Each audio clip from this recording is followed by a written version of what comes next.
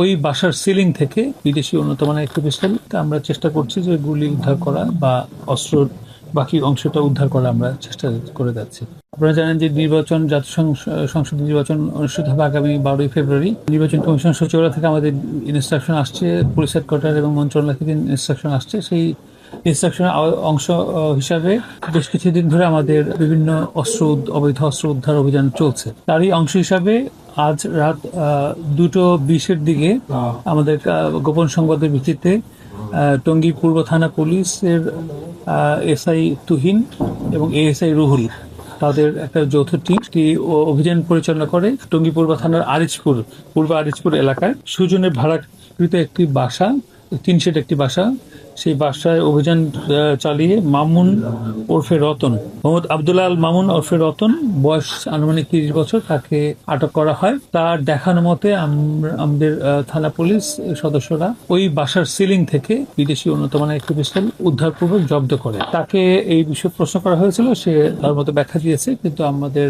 এই অস্ত্রটা প্রাথমিকভাবে যেটা মনে হচ্ছে যে এটি একটি ব্র্যান্ডের বিদেশি অস্ত্র, ইউএস মেড ইন ইউএসএ। আমরা সাথে গুলি পাইনি, তো আমরা চেষ্টা করছি যে গুলি উদ্ধার করা বা অস্ত্র বাকি অংশটা উদ্ধার করা আমরা চেষ্টা করে যাচ্ছি।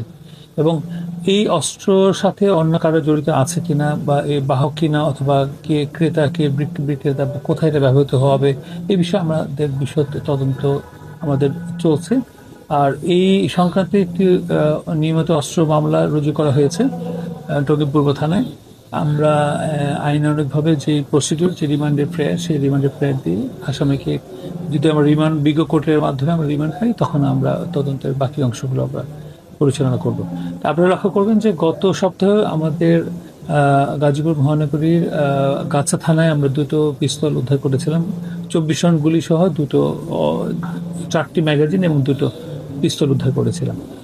আর আজকেও আপনার কোনাবাড়ি এলাকায় যে যৌথ বাহিনী কিছু গুলি উদ্ধার করেছে। তো এটা কিন্তু আমাদের মেট্রোপলিটন এলাকায় নিয়মিত এই অভিযান অব্যাহত রয়েছে এবং আমরা আশা করি নির্বাচনের আগে আমরা বেশ কিছু সাফল্যজনক অভিযান পরিচালনা করতে পারবো।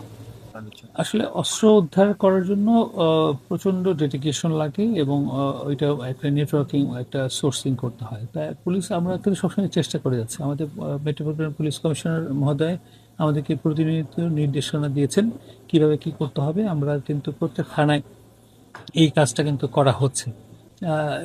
এই আমরা এখন পর্যন্ত প্রাথমিক যে তথ্য পেয়েছি যাকে আটক করা হয়েছে তার বিরুদ্ধে গাছা থানায় একটি মামলা রয়েছে। আপাতত আমাদের কাছে এই তথ্য, আমরা আরেকটু তদন্ত করে আরো ডিটেল তথ্য জানার চেষ্টা করছি। পেশাগতভাবে সে ছোটখাটো ব্যবসা করে বা এই ধরনের একটা বিষয় আমরা আরেকটু নিশ্চিত হতে চাই। আমাদের আরেকটু সময় দরকার এই বিষয়টা আরেকটু